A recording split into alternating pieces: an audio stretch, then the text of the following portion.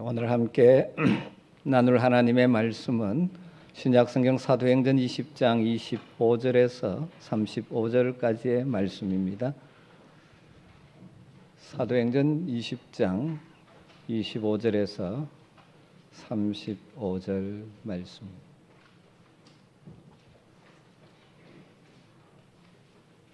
말씀을 한 절씩 교독하겠습니다. 25절입니다. 보라, 내가 여러분 중에 왕래하며 하나님의 나라를 전파하였으나 이제는 여러분이 다 내 얼굴을 다시 보지 못할 줄 아노라.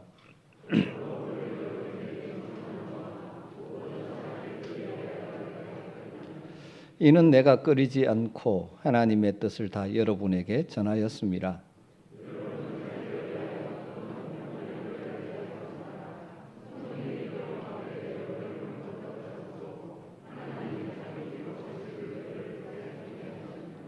내가 떠난 후에 사나운 이리가 여러분에게 들어와서 그 양떼를 아끼지 아니하며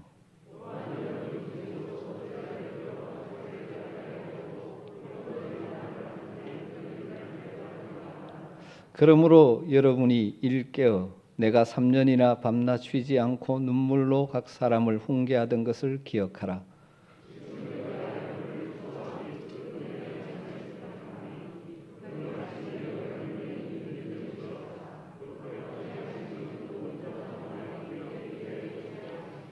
내가 아무의 은이나 금이나 의복을 탐하지 아니하였고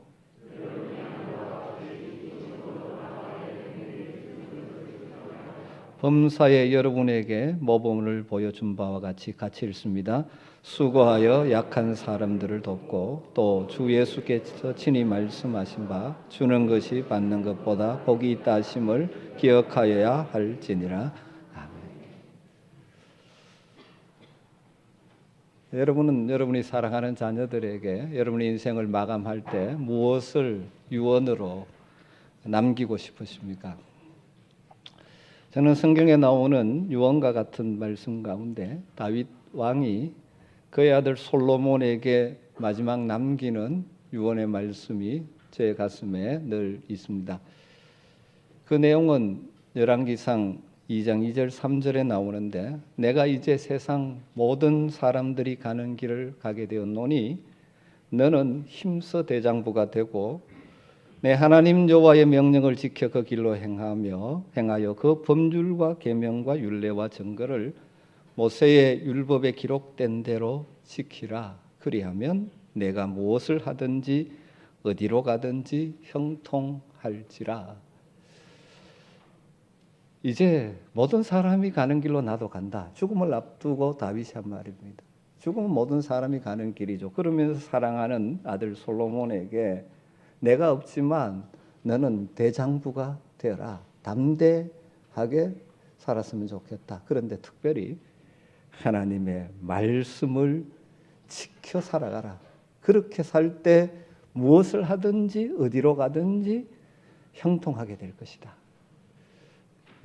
다윗의 자신의 인생을 총정리하며 마지막 자기의 아들에게 남기는 것이 그것입니다. 말씀대로 살면 하나님이 형통하게 해주신다. 저도 어떤 말을 마지막에 남기게 될지 모르지만 우리 자녀들에게 이 말을 남기고 싶은 마음이 있습니다. 오늘 우리가 읽은 말씀은 바울 사도가 3차 전도 여행을 마치고 돌아가는 중에 밀레도에서 에베소 교회의 장로들을 불러서 마지막 간곡하게 부탁하는 고별 설교, 또 다르게 말하면 유언과 같은 부탁의 말씀입니다. 25절을 보면 보라, 내가 여러분 중에 왕래하며 하나님의 나라를 전파하였으나 지금까지는 내가 여러분 앞에 가서 왕래하면서 하나님 나라 복음을 전했지만 이제는 여러분이 다시 내 얼굴을 다시 보지 못할 줄을 아노라. 이제 다시 그들의 얼굴을 보지 못할 것을 아는 바울 사도, 그가 에베소 교회에 있는 장로들에게 주는 마지막 권면 부탁입니다. 바울은 이제 전도여행을 마치고 예루살렘에 가는 중입니다. 지난주에 살폈듯이 그가 가는 길에는 많은 어려움이 있을 것임을 알고 있습니다. 그럼에도 불구하고 성령께서 가기를 원하시는 자신이 가야 될 사명의 길이기에 이 길을 가는 것입니다.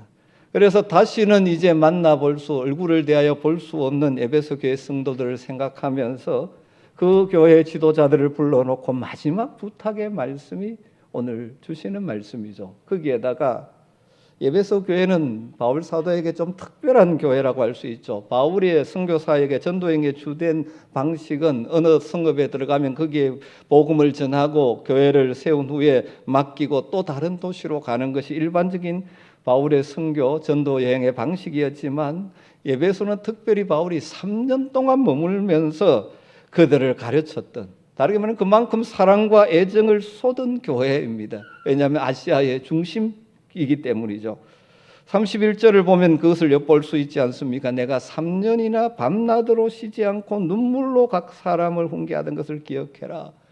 그러니까 그토록 사랑과 눈물을 담아 양육하고 세운 에베소 교회 성도들을 생각하며 마지막 그들에게 간절한 소망, 간절한 기대, 간절한 부탁의 말씀을 하는 것이 오늘 우리에게 주신 말씀입니다. 여러분, 이 말씀은 그때 에베소 교회 성도들에게만 해당되는 것이겠습니까? 이 시대 하나님의 백성으로 살아가는 우리들 역시 귀 기울여 들어야 될 소중한 말씀입니다. 그렇다면 바울이 그토록 간절한 마음으로 그토록 사랑하는 그들을 향하여 마지막 부탁하고 권면하는 말씀이 무엇입니까? 이것을 묵상해 보면 바울 사도가, 그리고 우리 주님이 그렇게 원하는 성도의 모습, 교회의 모습을 발견할 수가 있는 것 같습니다. 여러분, 우리가 어떤 성도가 되기를 우리 주님은 그렇게 간절히 원할까요? 오늘 말씀을 따라 두 가지로 정리해서 말씀드리고 싶습니다. 첫 번째는 말씀 위에 든든히 세워진 성도와 교회가 되라는 권면입니다. 말씀 위에 든든히 서 있는 성도. 32절이 그 중심이라고 할 수 있죠. 지금 내가 여러분을 주와 및 그 은혜의 말씀에 부탁하노니 그 말씀이 여러분을 능히 든든히 세우사 거룩하게 하심을 입은 모든 자 가운데 기업이 있게 하시리라. 여기서 중요한 말은 여러분을 능히 든든히 세우사. 바울 사도는 에베소 교회 성도들이 든든히 서 있는 강건한 성도가 되기를 간절히 소망하고 기대하고 있는 것입니다. 든든히 서서 어떤 일이 있어도 흔들리지 않는 성도가 되는 것. 여러분, 왜 든든히 서서 흔들리지 않는 성도가 되고 교회가 되는 것이 중요하겠습니까? 특별히 에베소 교회 상황을 놓고 보면 문맥적으로 이유 하나와 본문이 직접 밝히고 있는 이유 한 가지, 두 가지 이유가 있다라고 생각되었습니다. 첫 번째는 그들이 주의하지 않으면 그들이 살고 있는 삶의 현장이 너무나 타락한 곳이기에 세속화될 수밖에 없는 위험이 그들 앞에 있는 것이죠. 그래서 주의하지 않으면 타락하고 세속화될 위험에 노출되어 있기 때문에 너희들이 말씀에 굳건히 있어야 한다. 그것을 강조하고 있죠. 여러 번 말씀드렸지만 에베소라는 도시는 원래 큰 항구 도시죠. 아시아의 중심되는 무역의 도시였습니다. 물질적으로 풍요한 도시죠. 뿐만 아니라 우상 숭배와 음란이 타락한 문화가 넘치는 도시였습니다. 바울이 이곳에 와서 복음을 전하고 교회가 세워졌습니다. 원래 그들은 무엇을 섬겼습니까? 여러 신들을 섬겼지만 대표적인 신이 풍요와 다산의 여신인 아르테미스, 아데미 여신을 섬기는 가장 큰 아데미 신전이 있는 도시가 바로 에베소죠. 그래서 그런 우상 숭배로 가득 찬 도시. 여러분, 아데미 신상을 은으로 만들어서 장사하며 돈을 벌고 사던 사람들이 바울의 복음 때문에 그들의 사업이 어려워지자 데모를 일으켰던 곳이 에베소이지 않습니까?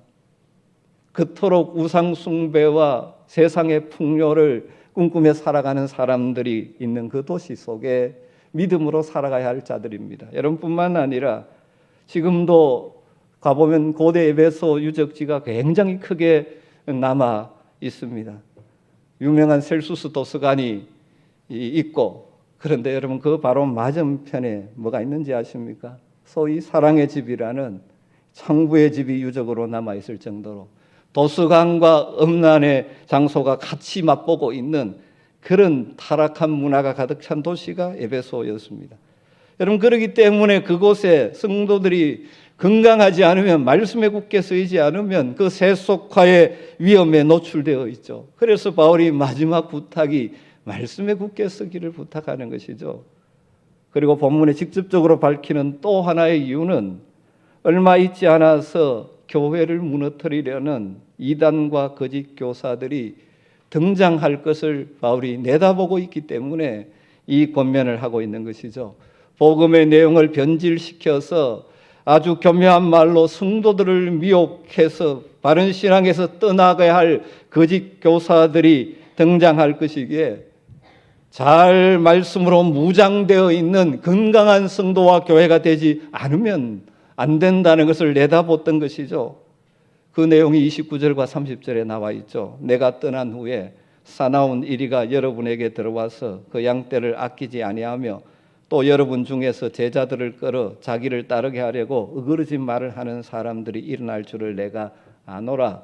장차 밖에서 들어온 이단과 거짓 선지자들, 또 교회 안에서 자기의 유익을 위해서 교인들을 미혹해서 하나님의 말씀을 왜곡시켜 변질시키는 자들이 일어날 위험성이 있기 때문에 하나님의 은혜의 말씀에 굳게 서 있어야 그런 상황 속에서 너희가 능히 견디고 이기고 승리할 수 있다는 것입니다.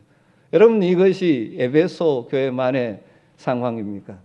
어쩌면 지금 이 시대를 살아가고 있는 이 한국 땅의 성도와 교회들이 처한 현실도 비슷하지 않습니까?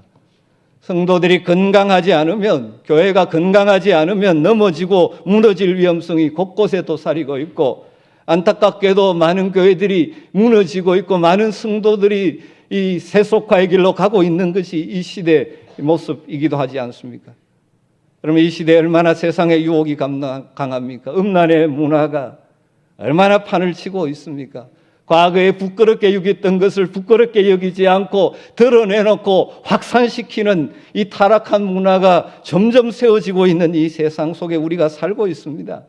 또 그러게 그들의 풍조에 동조하지 않으면 우리 그리스도인들을 때로는 매도하는 일들이 일어나는 세상 속에 우리가 지금 살고 있지 않습니까? 뿐만 아니라 교회 안에서도 세상의 풍조, 이것을 꿈꾸면서 신앙의 원칙보다는 세상의 방식에 타협해 살아가는 세속적인 그리스도인들도 많이 생겨나고 있는 현실이지 않습니까? 주일에는 교회에 와서 예배를 드리고 있지만 삶의 현장에서는 하늘의 가치관이 아니라 이 땅의 가치관을 따라 이 땅의 풍요만을 꿈꾸며 살아가는 자들이 많아지고 있는 안타까운 현실이지 않습니까? 그뿐만 아니라 우리를 미혹하려는 이단 세력들이 얼마나 강력하게 도전해 오고 있습니까?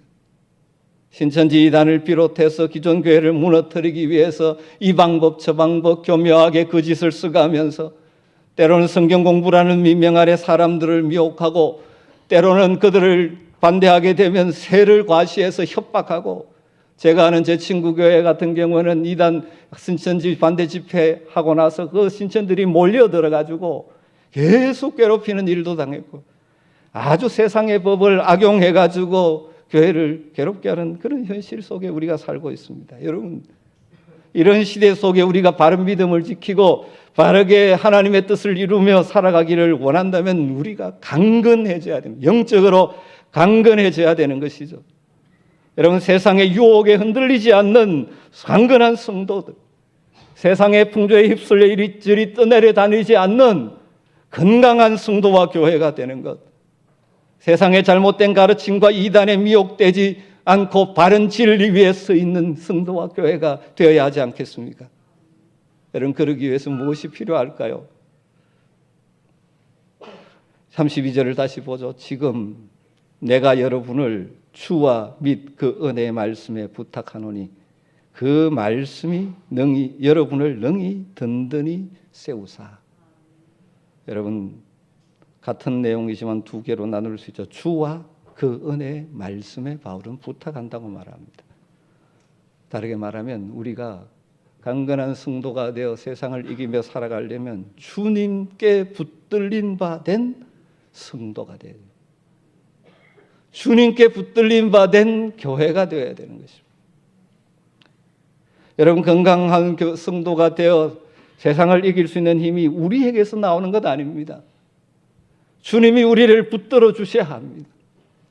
주님의 손이 우리를 잡아 주셔야 합니다. 그러기 위해서 우리 편에서 할 일이 무엇입니까? 주님이 내 인생의 주인 되심을 인정하고 주님을 주인으로 모시고 살아야 되죠. 인격적으로 우리를 인도하시는 분이기에 우리가 우리 주님을 내 인생의 주인으로 모시고 살아갈 때 주님이 내 인생을 붙들어 주시는 것입니다. 여러분, 어떠한 성도가 건강한 성도입니까? 주님을 주인으로 모시고 사는 성도입니다. 여러분, 성도들의 모임의 공동체니 교회가 어떻게 할 때 건강하게 주의 뜻을 이루는 교회가 될 수 있을까요? 주님이 주인 되심이 나타나는 교회가 되어야 합니다. 여러분, 늘 주님께 붙들림 바 된 삶을 사시기를 주님으로 축원합니다. 욕심에 붙들려 살지 마시고 세상 풍조에 붙들려 끌려다니지 마시고 주님께 꼭 붙어있는 성도들 되시기를 주님으로 축원합니다. 주님이 여러분을 붙들어 주시고 지켜주시고 세워주실 것입니다. 그런데 주님이 우리를 붙드시는 중요한 통로와 방법이 무엇입니까? 하나님의 말씀입니다. 그래서 두 번째는 말씀 위에 굳게 서야만 우리가 건강한 성도와 교회가 될 수 있는 것이죠. 그래서 바울이 주와 및 그 은혜의 말씀에, 주님께 너희들을 맡긴다, 그 은혜의 말씀에 맡긴다. 그러면 그 말씀이 너희들을 능히 든든하게 세워줄 것이다. 그렇게 말씀하고 있는 것입니다. 여러분, 우리가 건강한 성도가 되려면 이 하나님의 은혜 말씀이 우리를 붙들어야 합니다. 말씀이 우리 속에서 살아 역사할 때 어떤 일을 만나도 흔들리지 않고 세상을 이기며 살아갈 수 있는 능력 있는 성도들이 되는 줄 믿습니다. 여러분, 그러기에 말씀이 여러분의 심령을 만지고 여러분의 심령을 터치하는 역사들이 주일 예배마다 있어야 하는 것입니다. 교회적으로도 마찬가지죠. 말씀이 살아 역사하고 말씀대로 순종하는 성도들의 공동체가 될 때 하나님의 역사가 나타나는 것입니다. 여러분, 하나님의 은혜의 말씀이 우리를 든든히 세우는 이 은혜를 경험하며 살아야 됩니다. 그러기 위해서 우리 편에서 어떻게 해야 할까요? 31절 말씀에서 그 힌트를 얻을 수가 있습니다. 31절을 보면 우리 같이 한번 31절을 읽어볼까요? 그러므로 여러분이 이를 깨어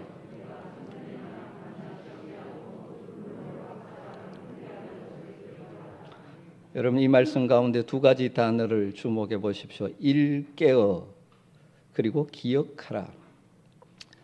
여러분, 일깨어, 우리가 깨어 있어야 합니다. 말씀이 우리를 세우는 복된 삶을 살아가려면 깨어 있어야 합니다. 깨어서 분별할 수 있어야 되죠. 그렇지 않으면 세상의 유혹이 이게 우리를 제대로 가는지 모르고 속아 넘어가기 쉽고 세상의 풍조에 휩쓸리기가 쉽습니다. 깨어 있어야 합니다. 그리고 두 번째는 기억해야 됩니다. 뭘 기억해야 됩니까? 말씀을 기억해야 되죠.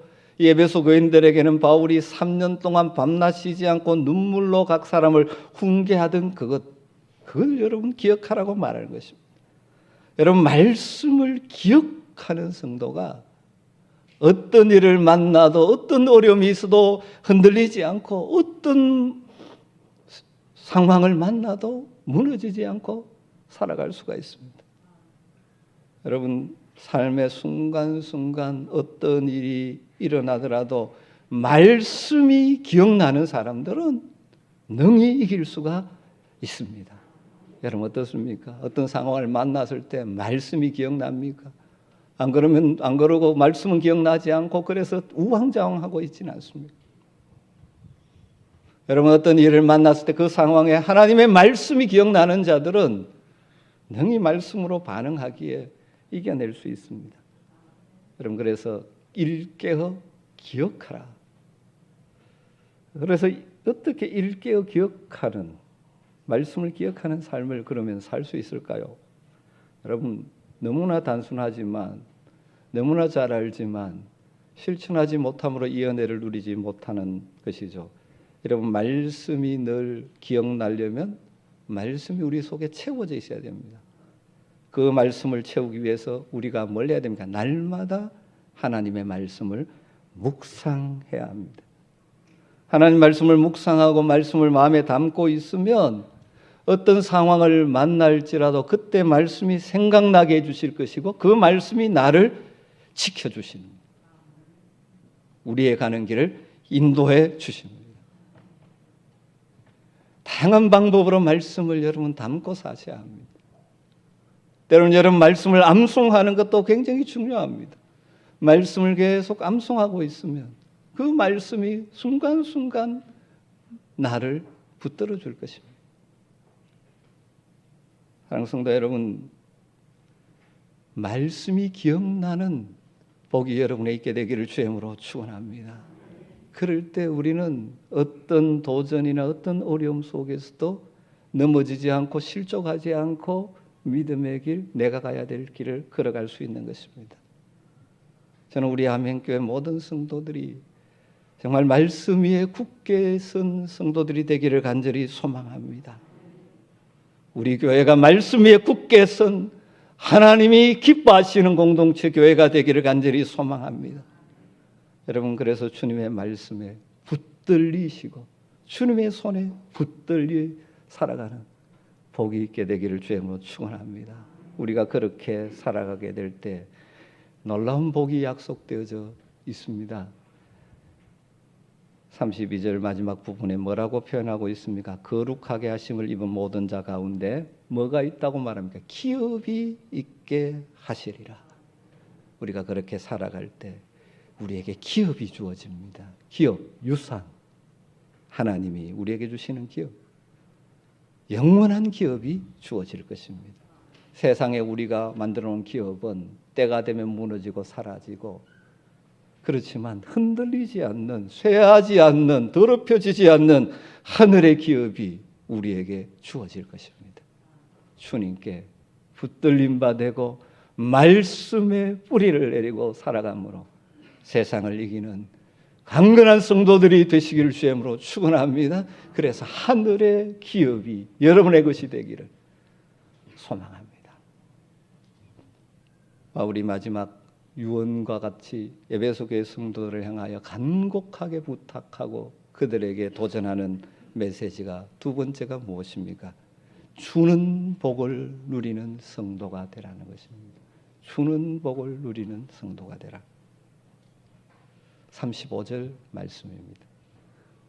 범사에 여러분에게 모본을 보여준 바와 같이 수고하여 약한 사람을 돕고 또 주 예수께서 친히 말씀하신 바 주는 것이 받는 것보다 복이 있다심을 기억하여야 할지니라. 너희들 기억해라. 뭘 기억해랍니까? 주는 것이 받는 것보다 복이 있다고 말씀하십니다. 바울은 자신의 모범을 소개하면서 또 주님께서 친히 하신 말씀을 인용하면서 에베소 교회 성도들이 참으로 복 있는 성도들이 되고 에베소 교회가 복된 교회가 되기를 부탁하고 있죠. 그것이 무엇입니까? 주는 자의 복을 누리며 살아라 것이죠.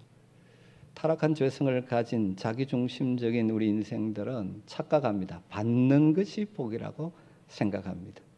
많이 소유하는 것이 복이라고 생각합니다. 그런데 하나님은 전혀 다르게 말씀하십니다.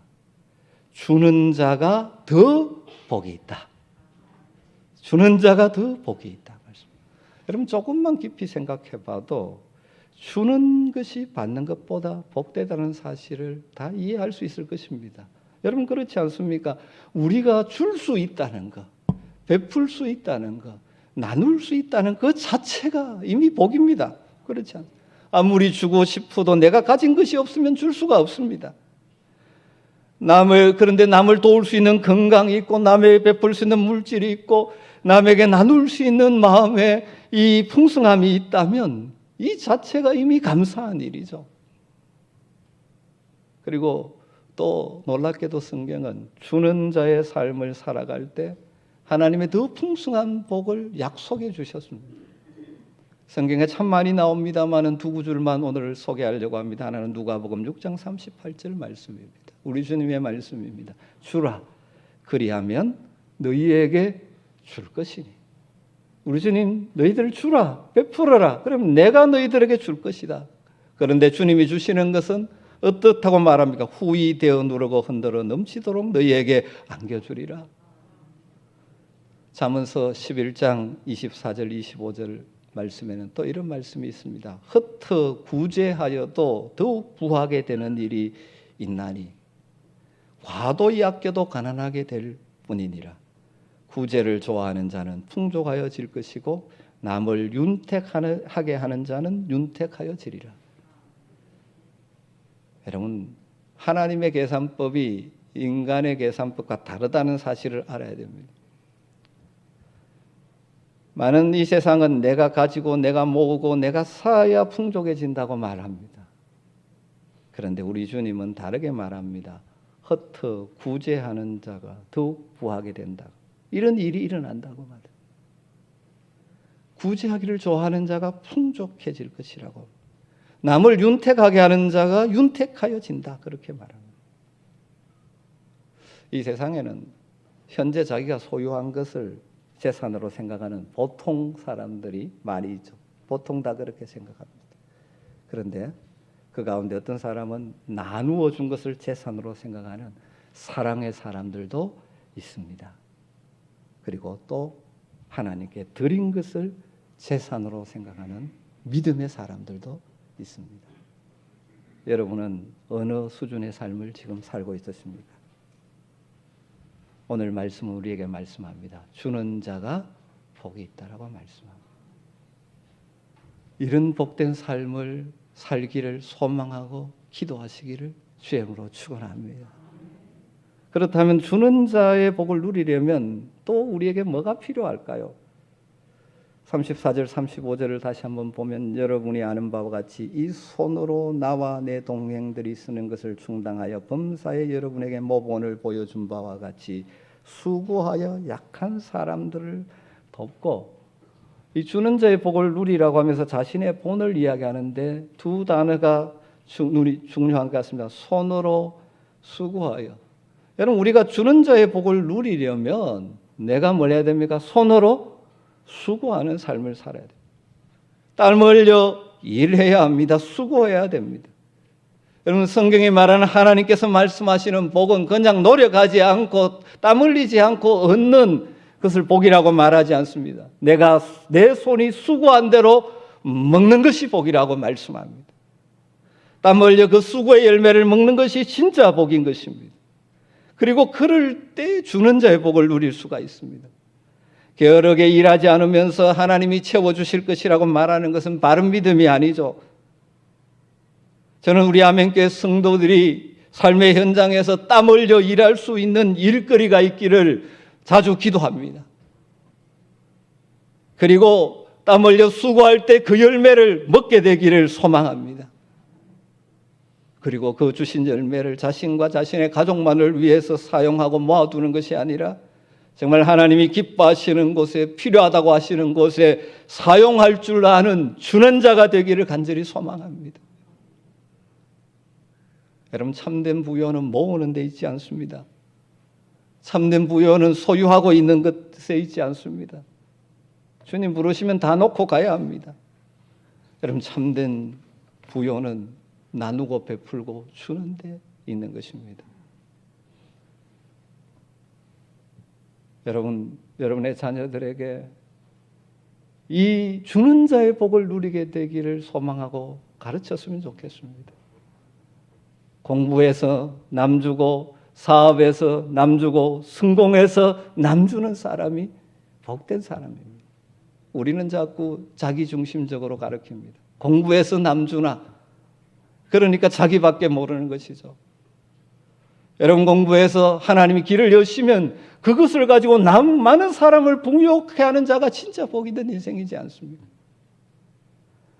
많은 사람을 먹여 살리는 복의 통로가 되는 사람이 진짜 복 있는 인생을 사는 것 아닙니까? 물론 하나님 우리에게 주신 분량이 다 다릅니다. 그리고 우리가 많아야 줄 수 있는 것 아닙니다. 현재 하나님 내게 주신 것에 감사하며 그것을 잘 사용하며 살면 되는 것입니다.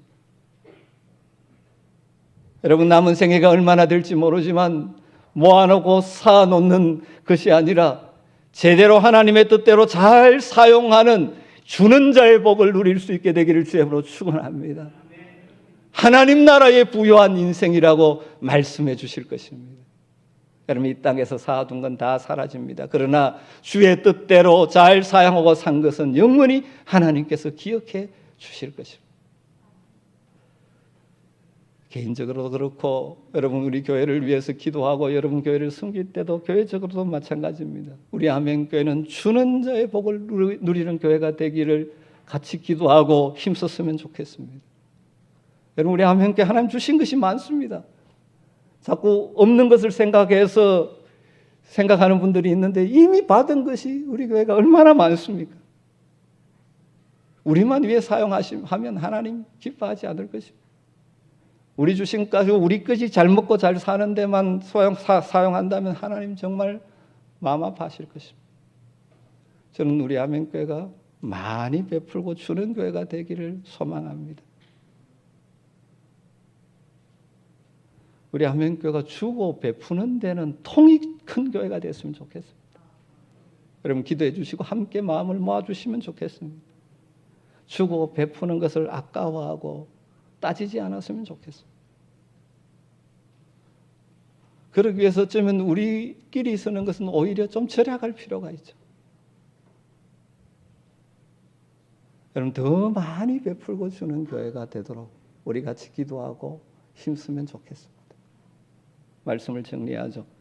바울이 밀레도에서 에베소 교회 장로들을 불러놓고 마지막 부탁하는 두 가지 부탁은 어떤 의미에서 이 시대를 살아가는 하나님의 백성인 우리들에게도 동일하게 적용되어지는 소중한 너무나 소중한 경고의 메시지입니다. 여러분 주님께 붙들림 바 되고 주의 말씀에 붙들림 바 되어서 굳건하게 서서 세상의 어떤 풍조와 풍파에도 흔들리지 않는 강건한 성도가 되시기를 주님으로 축원합니다. 이것이 우리의 기도가 되기를 소망합니다. 그러니까 날마다 주님 나를 붙들어 주시옵소서. 주의 말씀이 나를 붙들어 주시옵소서. 그래서 말씀을 묵상하고 듣고 붙들고 살아가는 저와 여러분 되기를 주님으로 축원합니다. 그래서 여러분 살다가 이런 어려움 저런 어려움 만나도 결코 낙심하지 않고 무너지지 않고 또 어떤 상황 가운데도 바르게 갈 길을 분별하고 생명의 길을 걸어갈 수 있는 강건하고 성숙한 성도들이 되기를 주님으로 축원합니다. 그리고 주는 자의 복을 누리는 여러분 복 있는 인생 되었으면 좋겠습니다. 그러기 위해서 땀 흘려 일할 것을 주님 기도하시며 주어질 때마다 크고 작은 일 가운데 최선을 다해 죽게 하듯 섬기면서 그 열매를 가지고 잘 사용하는 선한 청지기들, 하나님 나라의 부유한 인생들 그렇게 살아갈 때 하늘의 풍성한 유업이 기업이 저와 여러분의 것이 될 줄로 믿습니다. 그런 은혜가 있게 되기를 주의 이름으로 축원합니다. 서로에게 한번 서로 권면하십시다. 주님께 붙들려 사십시다. 말씀에 붙들림 받고 사십시다. 주는 자의 복을 누리십시다. 기도하겠습니다. 하나님 감사합니다. 오늘도 바울이 에베소 교회 장로들에게 마지막 부탁하는 말씀을 가지고 오늘 우리에게 주시는 주의 음성을 듣습니다. 주님이 타락한 세상 가운데서 흔들림 없이 살아갈 수 있는 주님께 붙들림 바 되고 주의 말씀 위에 굳게 서서 살아가는 건강한 성도들이 되게 하여 주시옵소서. 그리고 땀 흘려 수고할 뿐만 아니라 주신 것을 가지고 주는 자의 복을 누리며 살아가는 하나님 나라의 부유한 인생을 살게 하여 주시옵소서. 예수님의 이름으로 기도드리옵나이다.